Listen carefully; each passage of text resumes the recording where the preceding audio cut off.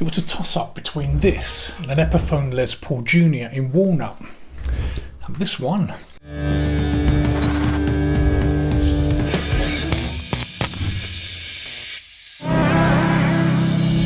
So I couldn't decide which one to buy. They both look great, and I've played both in various guitar stores over the last few months, and they both play great too.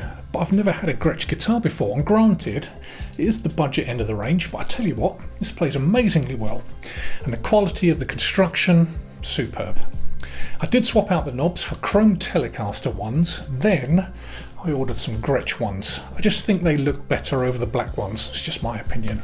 I paid $250 for it. It's in mint condition. I believe it was a store demo guitar. It still had all the protective film on the pickguard and the pickups, etc. Truly mint condition. I'll let you hear it first, and then let's go through it.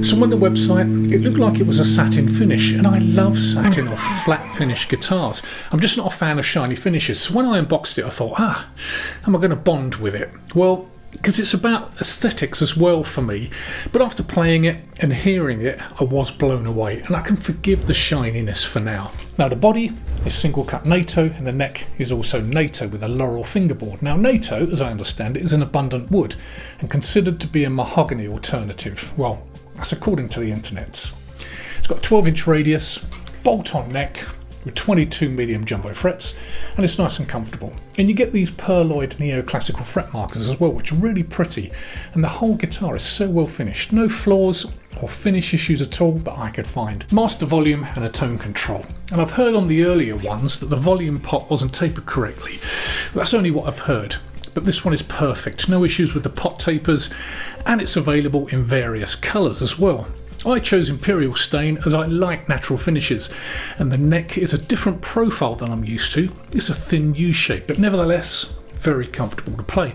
And it doesn't feel restrictive with the gloss finish either. It plays superbly in fact, and it's also got a 42.8mm synthetic bone nut.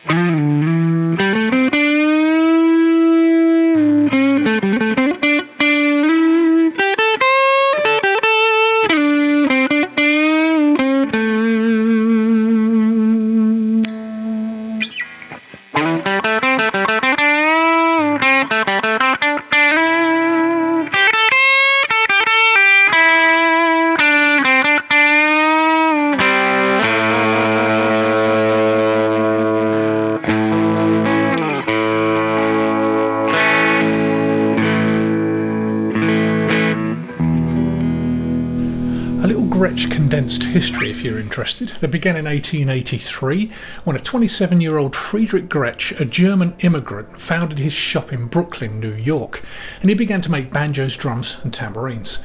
But only 12 years later, Friedrich unfortunately died, leaving the young company in the hands of his teenage son, Fred. Fred Gretsch Sr. retired from the company in 1942, leaving the day-to-day operations to his sons Fred Jr. and William. The 60s brought a further boost to Gretsch when Beatles' George Harrison played a succession of Gretsch models, and in the late 60s Fred Gretsch retired and sold the company to Baldwin Manufacturing. Now, Baldwin had difficulty understanding Gretsch's position in the market and failed to make a transition through the psychedelic 60s and the hard rock 70s. And to make matters worse, Baldwin then moved production to Arkansas, and Gretsch then suffered 2 disastrous fires. Now, the Baldwin marriage was always an unhappy one and eventually resulted in a shutdown in production in the early 80s. Then 17 years after the company was sold, Fred W. Gretsch, the founder's great-grandson, buys back the company. And in 1993, Brian Setzler became the first Gretsch artist since Chet Atkins. Then in 1999, Gretsch purchases Bigsby. Now in late 2002, Gretsch and Fender reach an agreement giving Fender control over marketing, production and the distribution of the guitars, but the Gretsch family retained ownership of the company. Now that's quite a history, and I'll leave a link below to their full story. Now it's got 2 Broadtron pickups in the guitar, which in my opinion sound fantastic. They sound amazing, full, well-rounded, and they growl like humbuckers. Well, they are humbuckers.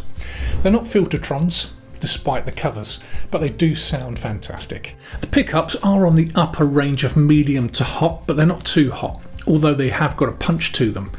And it's got all nickel hardware, and the tuners feel good as well. No slack and a really nice ratio. The guitar sits well too, no neck dive, it's well balanced. Weight is about 8 pounds, that's quite important. And when I received it there was no fret sprout, no fret buzz, and no adjustments necessary. And the action at the 12th is below 2 mil. Overall a really fantastic instrument that's inspired me to play humbuckers more. That tone. But what did you think? As always, I'll see you guys in the comments. I'm off to enjoy a little bit more of this Gretsch. Cheers.